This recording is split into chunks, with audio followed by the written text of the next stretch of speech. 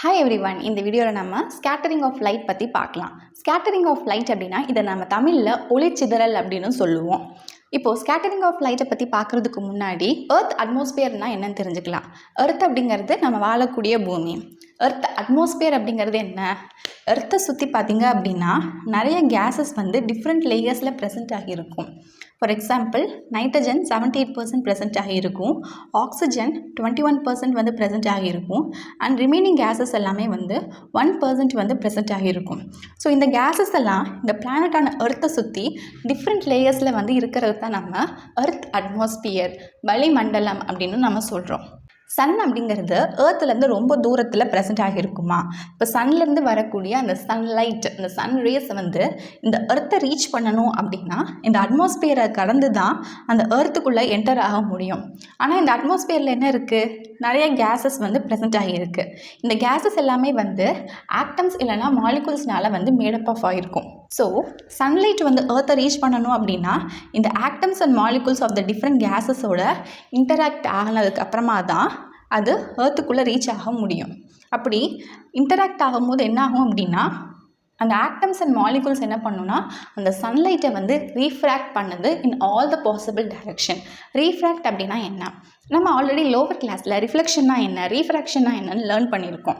Reflection அப்படிங்கிறதுக்கு ஒரு example சொல்கிறேன். கன்சிடர் ஏர் அப்படிங்கிற ஒரு மீடியம் இருக்குது. அந்த ஏர் அப்படிங்கிற மீடியமில் நம்ம ஒரு கிளாஸ் சர்ஃபேஸ் வந்து வச்சுருக்கோம். இப்போது லைட் ரேஸை நம்ம வந்து இந்த கிளாஸ் சர்ஃபேஸில் வந்து அடிக்கிறோம் அப்படின்னா லைட் ரேஸ் இந்த கிளாஸ் சர்ஃபேஸில் பட்டு திரும்ப இந்த ஏர் அப்படிங்கிற மீடியம்குள்ளேயே ரிட்டன் ஆகும்.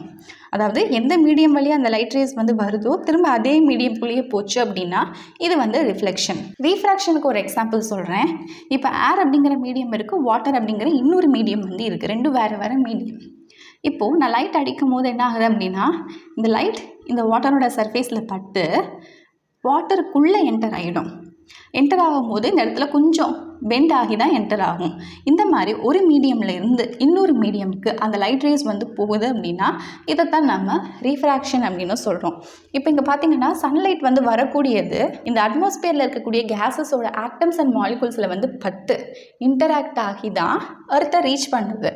அப்போது ஒரு மீடியம்லேருந்து இன்னொரு மீடியமுக்கு வருது அப்படின்னா அந்த இடத்துல வந்து ரீஃப்ராக்ஷன் நடந்து அந்த லைட் ரேஸ் வரும்போது எல்லா பாசிபிள் டைரக்ஷன்லையுமே என்ன ஆகுதுன்னா ஸ்கேட்டர் ஆகிட்டு வருது.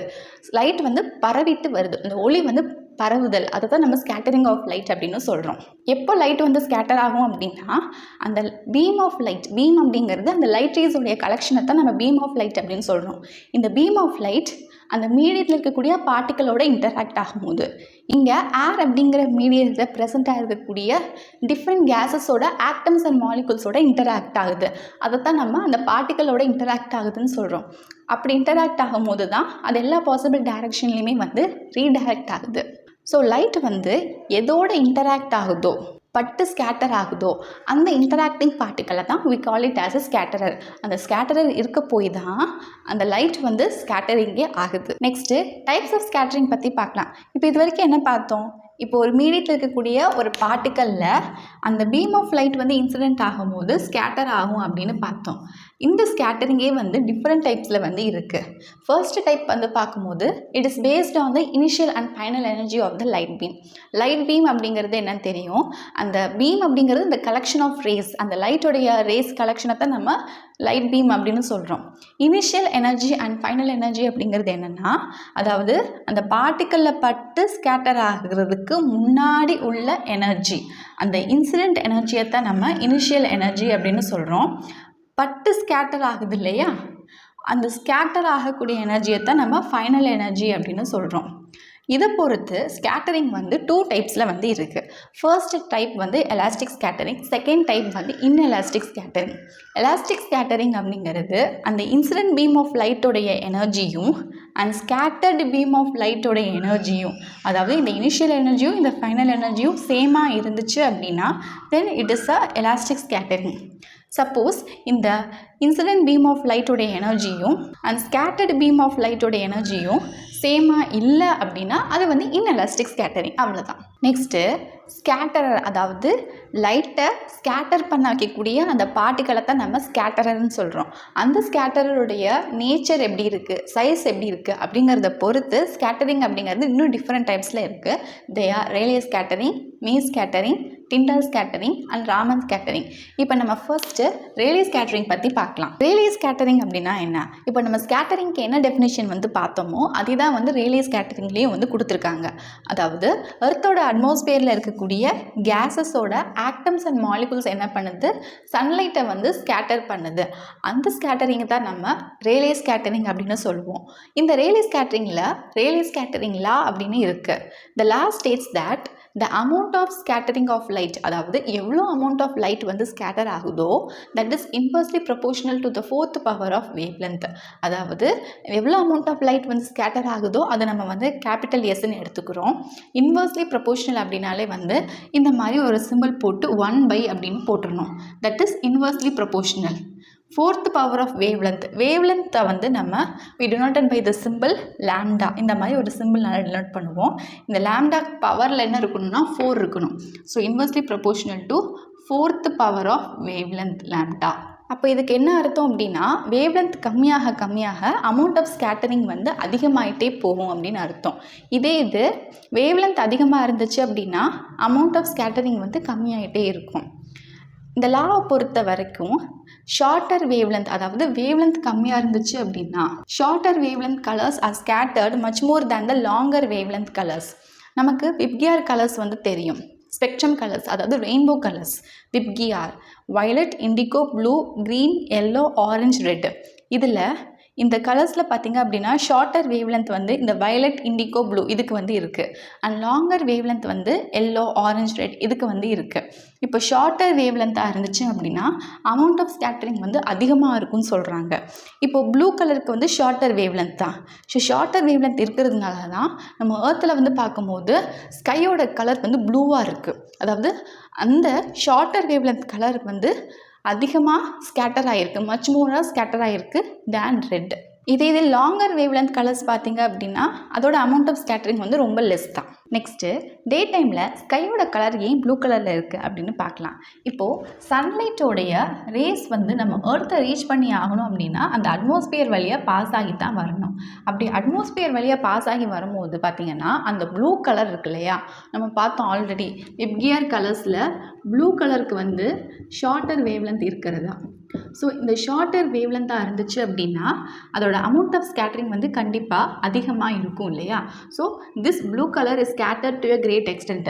அதிகமாக இந்த ப்ளூ கலர் வந்து ஸ்கேட்டர் ஆகிறதுனால தான் ஸ்கை வந்து நூன் டைமில் வந்து ப்ளூ கலரில் இருக்குது. அண்ட் சன்ரைஸ் அப்பவும் சன்செட் அப்பவும் ஏன் வந்து ரெட் கலரில் இருக்குது அப்படின்னா சன்செட் அப்பவும் சரி சன்ரைஸ் அப்பவும் சரி இந்த சன்லேருந்து வரக்கூடிய ரேஸ் வந்து எர்த்தை ரீச் பண்ணுறதுக்காண்டி லார்ஜர் டிஸ்டன்ஸை வந்து ட்ராவல் பண்ணி ஆகணும்.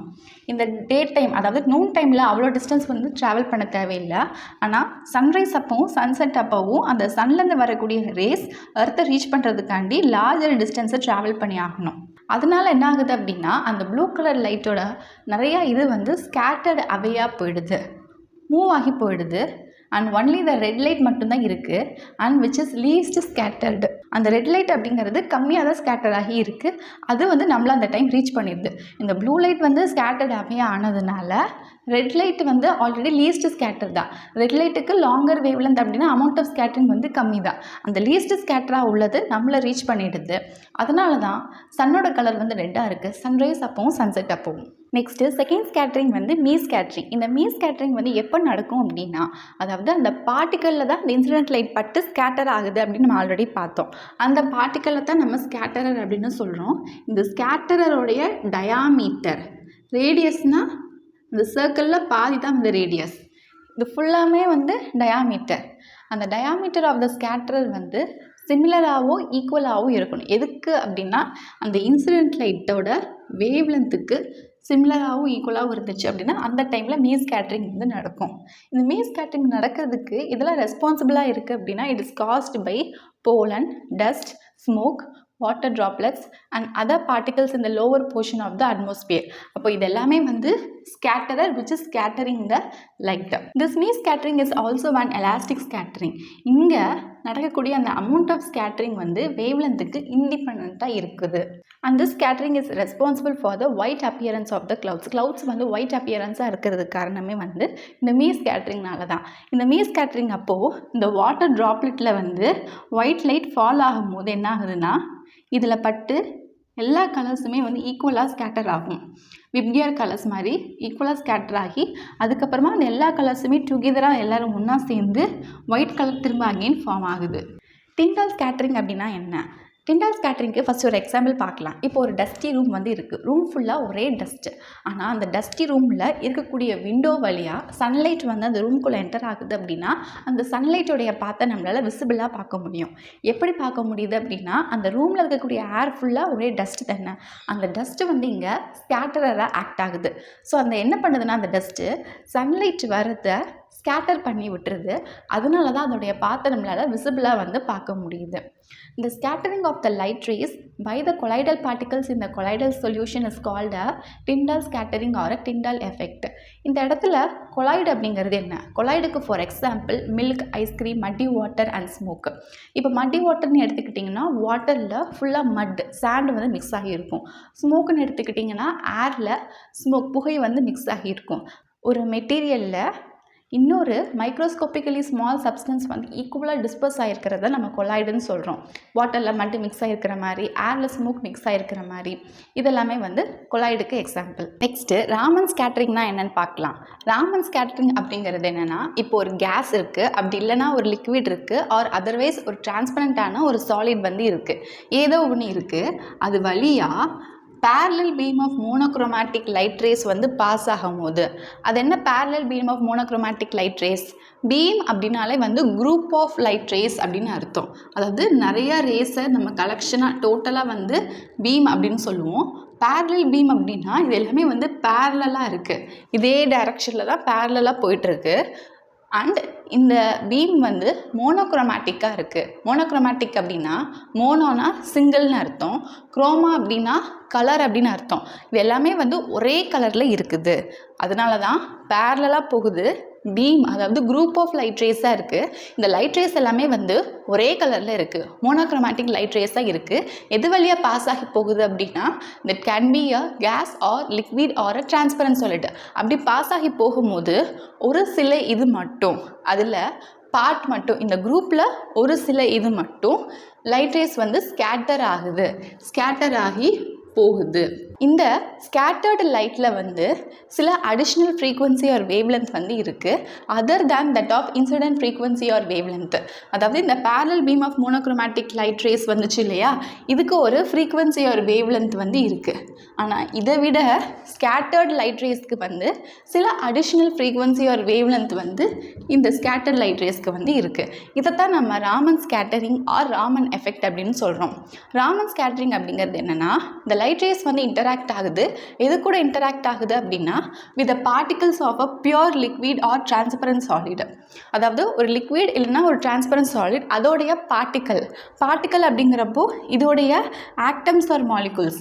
லிக்விட் சாலிட் எல்லாமே வந்து ஆட்டம்ஸ் ஆர் மாலிகுல்ஸ்னால தான் மேடாக இருக்குது. நம்ம சிம்பிளி லிக்விட் ஆர் சாலிடோட இன்டராக்ட் ஆகுது அப்படின்னா அதோட பார்ட்டிக்கலோட இன்டராக்ட் ஆகுது. தட் மீன்ஸ் லிக்விட் ஆர் சாலிடோடைய gas or atom or molecule interact ஆகுது which leads to a change in wavelength or frequency. அதாவது நமக்கு இங்கே வந்து ஸ்கேட்டர் லைட் ரேஸில் அடிஷ்னல் ஃப்ரீக்வன்சி ஆர் வேவ்லென்த் வந்து கிடைக்குது இல்லையா, இந்த இன்சிடென்ட் ஃப்ரீக்வன்சியை விட அதைத்தான் வந்து சொல்கிறாங்க. இதை விட இதோட வேவ்லென்த் ஆர் ஃப்ரீக்வன்சி வந்து சேஞ்ச் ஆகிருக்கு, மாறி இருக்கு. Next Rayleigh line, Raman line, Stoke line and anti Stoke லைன்னா என்னென்னு பார்க்கலாம். நம்ம இப்போ ஸ்கேட்டரிங் பற்றி பார்த்துட்ருக்கோம். ஸோ ஸ்கேட்டரிங்கில் என்ன ஆகுது, ஒரு பீம் ஆஃப் லைட் ரேஸ் வருது அப்படின்னா ஒரு இதில் பட்டு அது வந்து ஸ்கேட்டர் ஆகுது. ஸோ இதில் வந்து படுது இல்லையா, இன்சிடென்ட் ஆகுது இல்லையா. ஸோ இந்த இன்சிடென்ட் ஆகக்கூடிய இந்த ரேயத்தை நம்ம இன்சிடென்ட் ரே அப்படின்னு சொல்கிறோம். இதில் பட்டு ஸ்கேட்டர் ஆகுது இல்லையா, இதை வந்து நம்ம ஸ்பெக்ட்ரல் லைன்ஸ் அப்படின்னு சொல்கிறோம். ஃபஸ்ட்டு ரேலே லைன் அப்படிங்கிறது என்னென்னா இந்த ஸ்பெக்ட்ரல் லைனுடைய ஃப்ரீக்வன்சி வந்து இந்த இன்சிடென்ட் ரே ஃப்ரீக்வன்சிக்கு ஈக்குவலாக இருக்குது. அதாவது இதுக்கு ஒரு ஃப்ரீக்வன்சி இருக்குது, இதுக்கு ஒரு ஃப்ரீக்வன்சி இருக்குது, இந்த ரெண்டுத்தோட ஃப்ரீக்வன்சியும் ஈக்குவலாக இருக்குது அப்படின்னா அது வந்து ரேலே லைன்.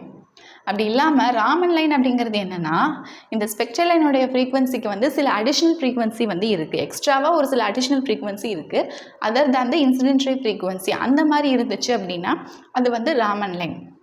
அடுத்து Stoke line and anti Stoke line அப்படிங்கிறது ரொம்ப ஈஸி.